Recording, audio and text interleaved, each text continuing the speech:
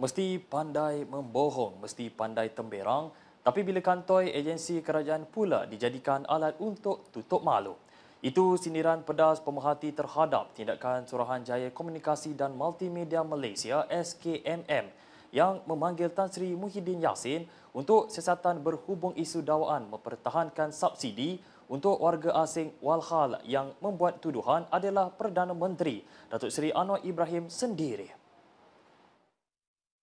Tegas pemerhati, siapa yang akan siasat Anwar dan tidak mungkin SKMM akan membuat siasatan terhadap bos mereka sendiri. Jelasnya SKMM dilihat berat sebelah bila mana tuduhan yang dibuat oleh Anwar namun yang dipanggil Muhyiddin di mana ia langsung tidak ada kena-mengena. Menurut pemerhati lagi, langkah SKMM ini bukan sahaja menimbulkan tanda tanya, malah menimbulkan persepsi bahawa agensi kerajaan kini menjadi perisai politik untuk pemimpin tertentu. Dalam pada itu, Peguam Kanan Mohamed Hanif Khatri sebelum ini lantang mencabar Anwar untuk mengemukakan bukti terhadap dakwaan beliau di Dewan Rakyat bahawa ahli Parlimen Paguh itu mempertahankan kebajikan warga asing susulan pelaksanaan rasionalisasi subsidi.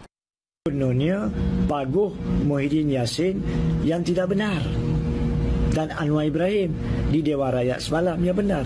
Mana faktanya?